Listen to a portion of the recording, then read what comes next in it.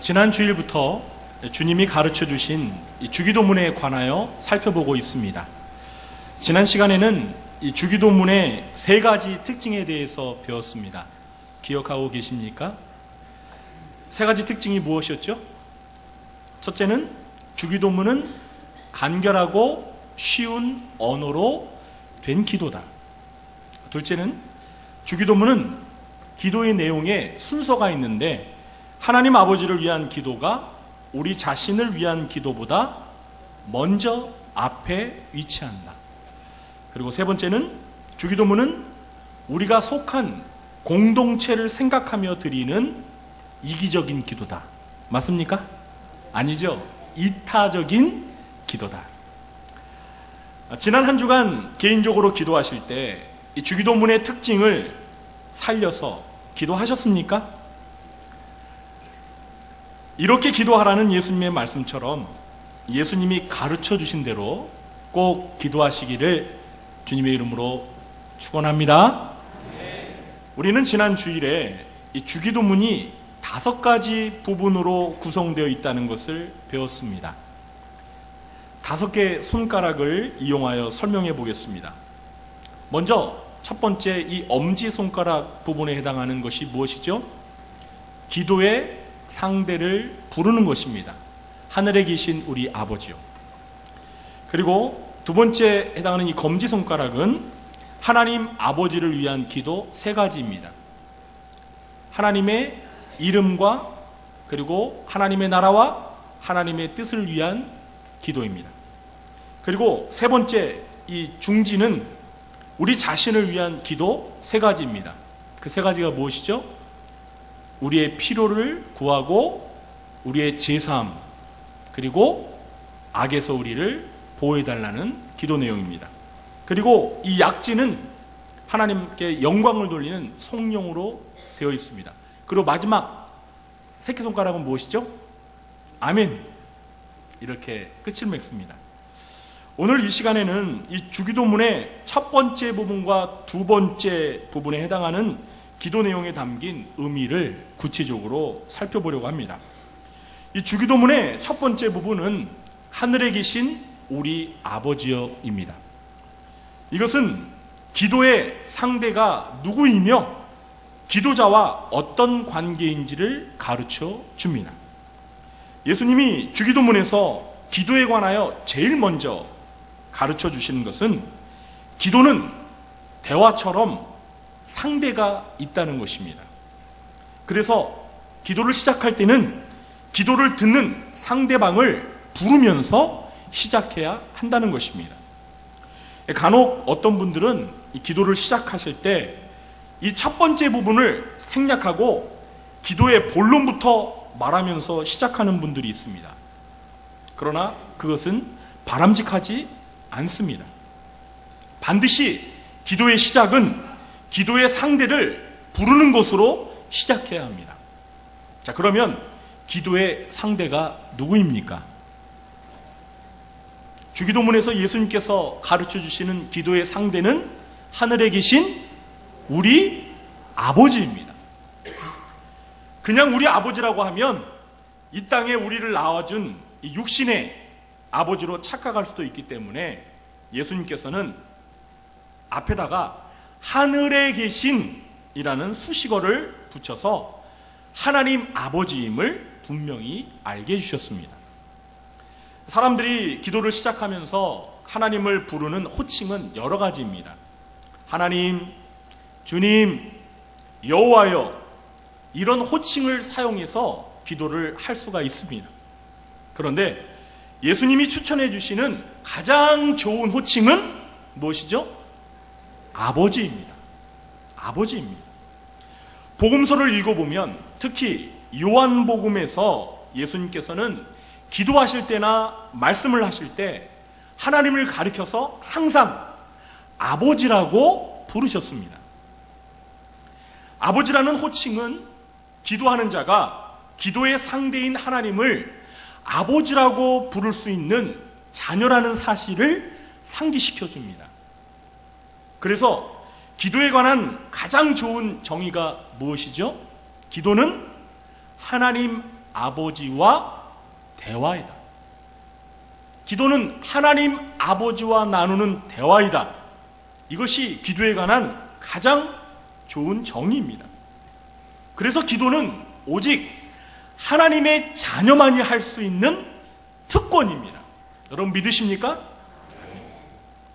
여러분 하나님의 자녀가 아닌 사람은요, 하나님께 하늘에 계신 우리 아버지여 이렇게 부르며 기도할 수가 없습니다. 그들은 이렇게 기도해야 되겠죠. 하늘에 계신 우리 아저씨여. 갈라디아서 4장 6절에 보면 너희가 아들임으로 하나님이 그 아들의 영을 우리 마음 가운데 보내사 아빠 아버지라 부르게 하셨느니라. 너희가 아들임으로, 여기 딸도 포함됩니다. 저와 여러분이 하나님의 자녀이므로 하나님을 향해서 아빠 아버지라고 부를 수 있다는 것입니다. 사랑하는 성도 여러분, 기도하실 때 우리 예수님이 가르쳐 주신 대로 하나님을 아버지라고 부르십시오. 특히 어린 자녀들이 아버지를 향해 친근하게 아빠라고 부르듯이 하나님을 향해 아빠라고 부르며 기도하십시오. 이 아빠, 아버지라고 할 때 이 아빠라는 말은요, 아람어인데요, 우리말 아빠와 발음도 똑같고 의미도 똑같습니다. 하나님은 우리가 하나님께 기도할 때 다른 어떤 호칭보다도 아빠, 아버지라는 호칭을 듣고 싶어 하십니다. 예수님은 마태복음 7장 11절에서 너희가 악한 자라도 좋은 것으로 자식에게 줄 줄 알거든 하물며 하늘에 계신 너희 아버지께서 구하는 자에게 좋은 것으로 주시지 않겠느냐, 이렇게 말씀하십니다. 사랑하는 성도 여러분, 우리가 하나님을 향해 아버지라고 기도할 때 우리의 기도를 들으시는 하나님께서는 항상 자녀인 우리들에게 좋은 것을 주시고자 하시는 아버지라는 사실을 꼭 기억하시기 바랍니다. 우리 구주한교회 성도님들은 우리에게 좋은 것을 주고 싶어 하시는 하나님께 항상 기도할 때마다 아버지라고 부르며 아빠, 아버지라고 부르며 기도하시길 주님의 이름으로 축원합니다. 다음은 이 주기도문의 두 번째 부분에 해당하는 하나님 아버지를 위한 세 가지 기도문에 관해서 살펴보겠습니다. 첫째, 우리는 하나님 아버지의 이름이 거룩히 여김을 받도록 기도해야 합니다. 하나님을 위한 첫 번째 기도문은 이름이 거룩히 여김을 받으시오며입니다. 자, 그런데요, 이 그리스어로 된 이 원문을 읽어보면 이름 앞에 당신의라는 단어가 있습니다. 그러니까 여기서 말하는 이름은 누구의 이름이죠? 누구의 이름이죠? 하나님 아버지의 이름입니다.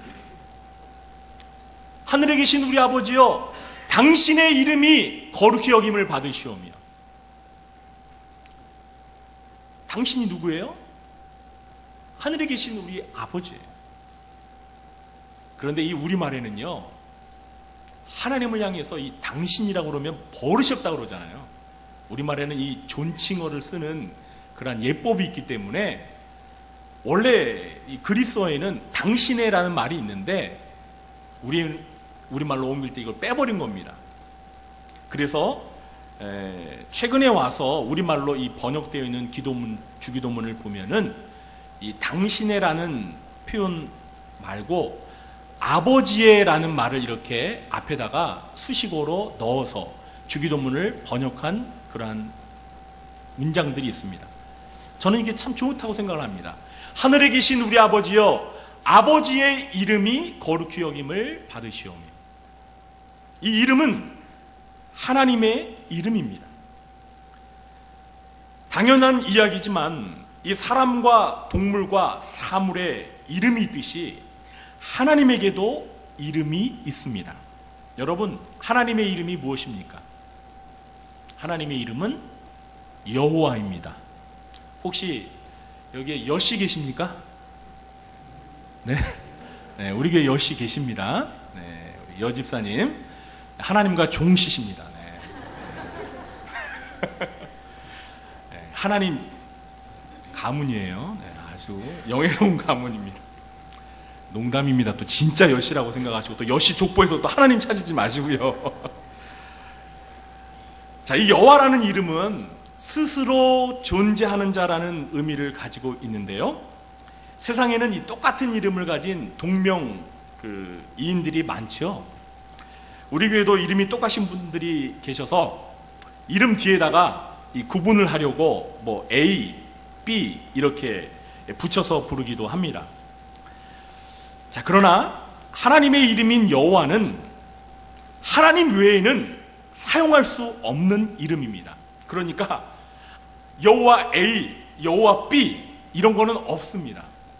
왜 그렇습니까? 이 세상에 스스로 존재하는 자는 오직 하나님 한 분밖에는 없기 때문입니다. 제 말이 맞습니까? 틀립니까? 맞죠? 그래서 이 하나님의 이름은 오직 하나님만이 사용할 수 있는 하나님만의 고유하고 그리고 거룩한 이름입니다. 여러분, 이름만 거룩한 것이 아니고요, 그 이름을 사용하시는 하나님 자신이 거룩하신 하나님이십니다. 하나님은 십계명 가운데 제3계명에서 너는 네 하나님 여호와의 이름을 망령되게 부르지 말라고 명령하셨습니다. 왜 그렇습니까? 여호와의 이름이 거룩한 이름이기 때문입니다. 그래서 여러분, 이스라엘 사람들은요, 유대인들은 지금도 옛날이나 지금이나 이 땅에 종이가 떨어져 있잖아요. 그러면 절대 밟지를 않습니다. 왜 그런지 아십니까? 그 종이에 혹시라도 하나님의 이름이 쓰여 있을까봐 염려가 되어서, 혹시라도 하나님의 이름이 거기에 쓰여 있는데 자기가 실수로 그 종이를 밟아버리면 하나님의 이름을 밟아버린 거잖아요. 그래서 종이를 밟지 않는데요. 그래서 저도 이제 종이를 안 밟으려고 노력을 합니다. 종이를 피해가야 될 것 같아요. 그만큼 이스라엘 사람들은 하나님의 이름을 경외했다는 거예요. 여러분, 누차 말씀을 드리지만 이스라엘 사람들은 성경을 읽을 때에도 여호와라는 하나님의 이름이 나오면 혹시라도 하나님의 이름을 망령되이 부를까봐 아예 여호와라고 부르지 않고 주님이라고 고쳐서 불렀다니까요.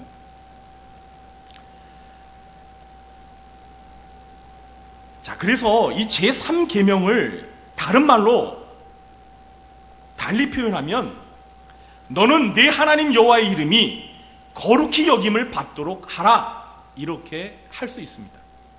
그러므로 우리는 이 하나님 아버지의 이름이 거룩히 여김을 받도록 기도해야 하지만 동시에 우리 스스로가 하나님 아버지의 이름이 거룩히 여김을 받도록 힘써야 합니다. 그렇습니다. 여러분, 하나님 아버지의 이름이 누구를 통해서 거룩히 여김을 받겠습니까? 누구를 통해서요?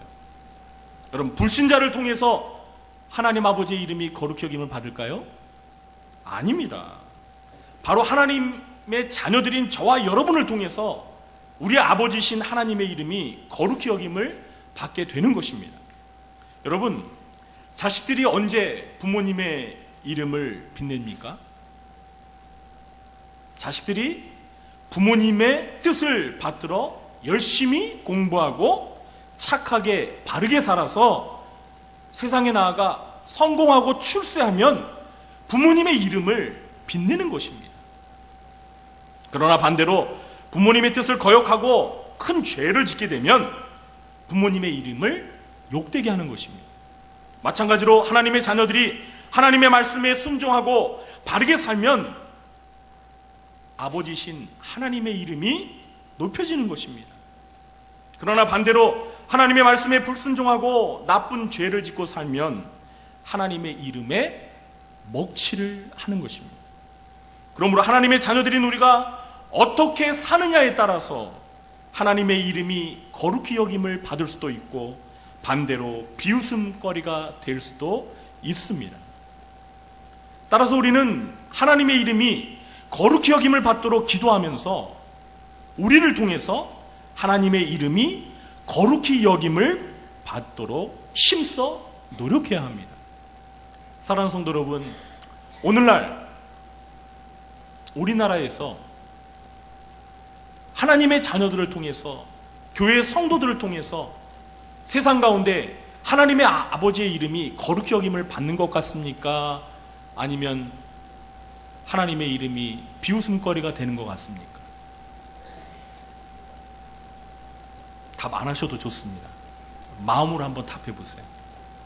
그리고 내 자신이 하나님 아버지의 이름을 거룩하게 여김을 받도록 살고 있는지, 아니면 나 때문에 하나님 아버지의 이름이 비웃음거리가 되는지 한번 잘 생각해 보시기 바랍니다. 우리 구주함께 성도님들은 모두가 하나님의 이름이 거룩히 여겨지도록 기도하시고 힘써 노력하며 사시길 주님의 이름으로 축원합니다. 둘째, 우리는 하나님의 나라가 임하도록 기도해야 합니다. 하나님을 위한 두 번째 기도문은 나라의 임하옵시며입니다. 이 기도문도 그리스어 원문을 보면 나라 앞에 당신의라는 수식어가 사용되어 있음을 보게 됩니다. 그러니까 이 주기도문에서 예수님이 말씀하신 나라는 이 세상 나라가 아니라 누구의 나라죠? 하나님의 나라입니다. 예수님께서는 두 번째로 하나님의 나라가 임하도록 기도하라고 말씀하십니다. 여러분, 하나님의 나라가 무엇입니까? 하나님의 나라.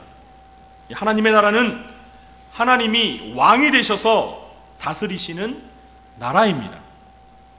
그러므로 하나님의 나라에는 하나님의 통치를 받는 백성들이 있어야 합니다.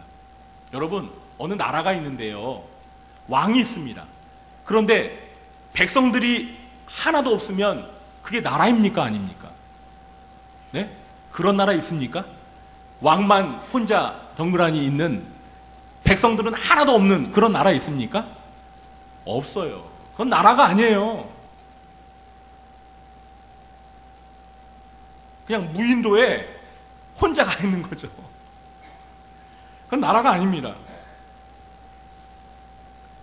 그러므로 하나님의 나라가 임하도록 기도한다는 것은 이 땅에 하나님을 왕으로 모시며 하나님의 지배를 받고 사는 하나님의 백성들이 많아지도록 기도하는 것과 같은 의미입니다.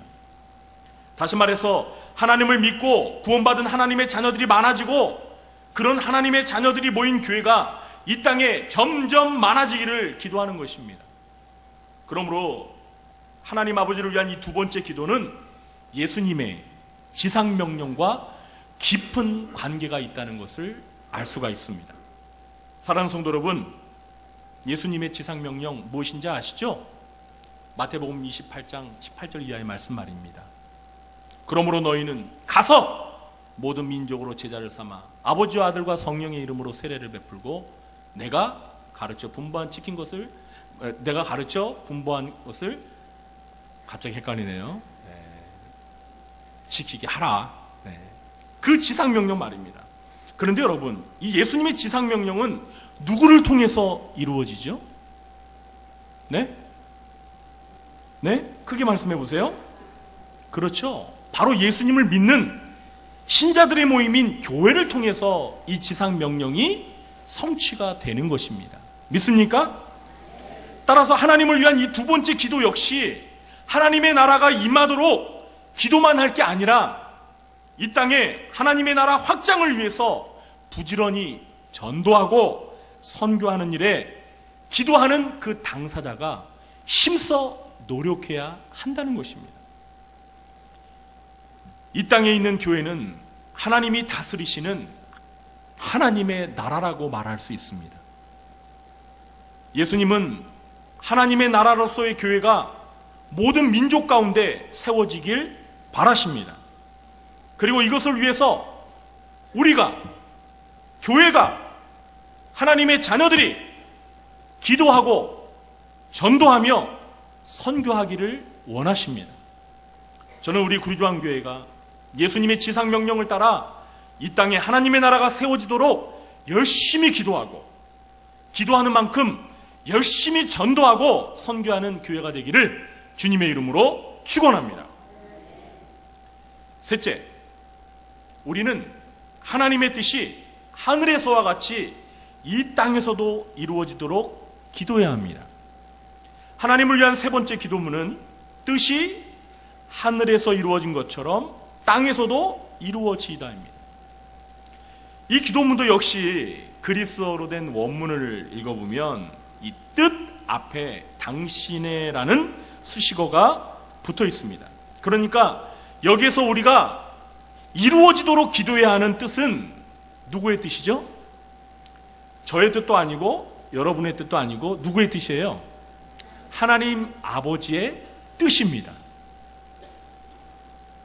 예수님의 말씀에 따르면 하나님 아버지가 계신 저 하늘에서는 이미 하나님의 뜻이 이루어졌다고 합니다. 그리고 이제 예수님은 이 땅에서도, 우리가 발을 딛고 사는 이 땅에서도 하나님의 뜻이 저 하늘에서와 같이 이루어지도록 기도해야 한다고 말씀하십니다. 사랑하는 성도 여러분, 그런데 이 하나님의 뜻이 이 땅에서 누구를 통해서 어떻게 이루어질까요? 그냥 우리가 기도만 하면 저절로 하나님의 뜻이 이루어집니까? 어떻습니까? 결코 아닙니다. 이 땅에서 하나님 아버지의 뜻은 하나님의 자녀들인 저와 여러분을 통해서 이루어지는 것입니다. 예수님께서는 마태복음 12장 50절에서 이렇게 말씀하셨습니다. 누구든지 하늘에 계신 내 아버지의 뜻대로 하는 자가 내 형제요 자매요 어머니이니라 하시더라. 누가 예수님의 가족이라고요? 하늘에 계신 아버지의 뜻대로 하는 그 사람이 예수님의 가족이고 하나님의 가족이고 하나님의 자녀라는 거예요. 믿으십니까? 또한 마태복음 7장 21절을 보시면 나더러 주여 주여 하는 자마다 다 천국에 들어갈 것이 아니요 다만 하늘에 계신 내 아버지의 뜻대로 행하는 자라야 들어가리라 말씀하셨습니다. 여러분, 우리가 언제 주여 주여 하죠?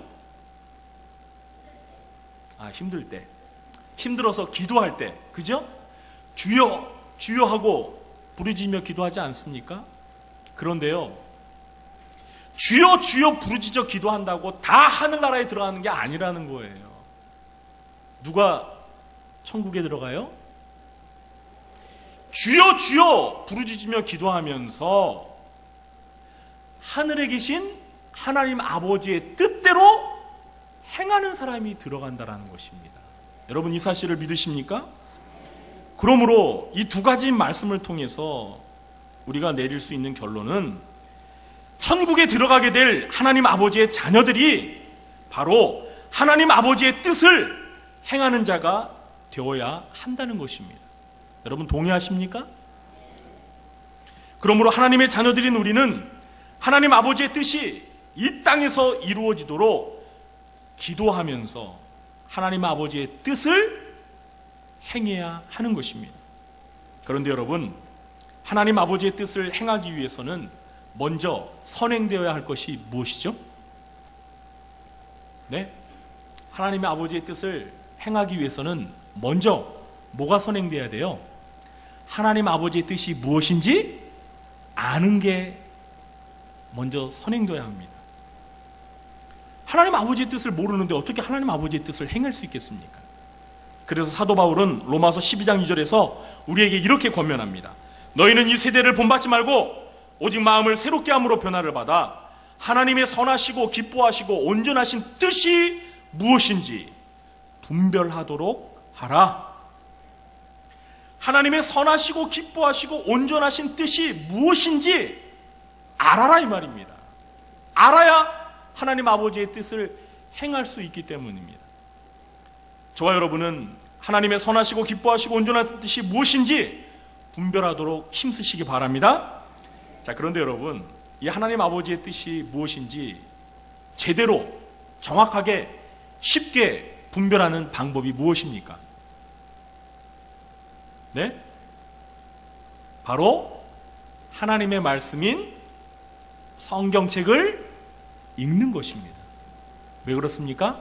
하나님께서는 이 성경책에다가 하나님 아버지의 뜻이 무엇인지를 다 기록해 주셨기 때문입니다. 여러분 믿으십니까? 그래서요, 하나님의 뜻을 알기 위해서는 바로 이 성경책을 열심히 읽고 배워야 하는 것입니다. 예수님께서는요, 히브리서 10장 7절에서 이런 말씀을 하셨습니다. 하나님이여 보시옵소서, 두루마리 책에 나를 가리켜 기록된 것과 같이 하나님의 뜻을 행하러 왔나이다. 여러분, 예수님께서 이 세상에 오셔서 하나님의 뜻을 행하실 때 어떻게 하나님의 뜻을 알고 행하셨습니까? 두루마리 책에 예수님에 대해서 가리켜 기록된 것을 예수님이 읽고 그 하나님의 뜻대로 행했다라는 거예요. 이 두루마리 책은 예수님 당시에 구약 성경을 가리키는 것입니다. 구약 성경에 앞으로 오실 메시아 예수 그리스도에 관한 많은 예언이 기록되어 있는데 예수님께서 이 세상에 오셨을 때 이 구약 성경을 열심히 읽고 자기에 대한 예언을 보고 그것이 하나님의 뜻인 줄 알고 그대로 행했다라는 거예요. 여러분, 예수님도 생전에 이렇게 하나님의 말씀을 열심히 읽으면서 하나님의 뜻을 알고 행했다면 저와 여러분은 어떻게 해야 할까요? 예수님보다도 더 많이 하나님의 말씀을 읽고 배워서 하나님의 뜻이 무엇인지를 알고 행해야 되지 않겠습니까? 맞습니까? 아멘 하시는 분들이 별로 많지 않은 것 같아요. 우리 부르주안교 성도님들은 예수님이 가르쳐주신 대로 하나님 아버지의 뜻이 이 땅에서 이루어지도록 기도하면서 성경을 열심히 읽고 배워서 하나님의 뜻을 알고 하나님의 뜻이 이루어지도록 행하며 사시길 주님의 이름으로 축원합니다. 지금까지 주기도문에서 예수님께서 가르쳐주신 하나님 아버지를 위한 세 가지 기도문에 담긴 의미를 살펴보았습니다. 결론적으로 오늘 말씀에서 중요한 것은 우리가 기도할 때 반드시 우리를 위한 기도보다 하나님을 위한 기도를 먼저 해야 한다는 것입니다. 그동안 저 여러분은 기도하실 때 얼마나 하나님을 위한 기도를 많이 하셨습니까? 하나님 아버지를 위한 기도를 할 때 반드시 나 자신을 위한 기도보다 먼저 하셨습니까? 또한 우리는 오늘 말씀을 통해서 우리가 하나님을 위한 기도를 하는 것으로 만족하지 말고 우리가 기도한 대로 실제 삶 속에서 실천하며 살아야 한다는 사실입니다. 여러분, 명심하십시오. 행함이 없는 믿음만 죽은 믿음이 아니라 행함이 없는 기도도 죽은 기도입니다. 우리는 우리가 기도한 것 이상의 삶을 살 수가 없습니다. 잘 생각해 보세요. 어떤 성도의 삶은요, 그가 하나님 앞에 기도하는 삶을 능가할 수가 없는 거예요. 그래서 어떤 성도의 기도를 잘 들어보면 그 사람의 신앙의 수준을 가늠할 수가 있어요. 절대요, 자기가 기도하는 것 이상의 삶을 살 수가 없습니다. 그런 분 계세요? 내가 기도하는 것 이상의 삶을 사는 분 계세요? 아니에요. 대부분의 사람은 자기가 하나님 앞에서 기도하는 것 그 정도의 수준도 잘 살지 못해요. 그러나 오늘 예수님께서는 우리가 기도하는 대로 살아야 한다는 것을 우리에게 가르쳐주고 계십니다. 사랑하는 성도 여러분, 오늘 예수님이 가르치신 이 기도 가운데 하나님 아버지를 위한 기도 속에 담긴 의미를 잘 알아서 먼저 우리를 위한 기도보다 하나님 아버지를 위한 기도를 드리시고, 그리고 우리가 기도한 대로 그대로 실천하며 사실은 기도자가 되시길 주님의 이름으로 간절히 축원합니다. 기도하겠습니다. 하나님 아버지, 예수님께서 가르쳐 주신 기도대로 실천하며 기도하며 살게 도와 주시옵소서. 예수님의 이름으로 기도하옵나이다. 아멘. 모두 자리에 일어나셔서 635장 주기도문을 찬송하신 후에 축도로 예배를 마치겠습니다.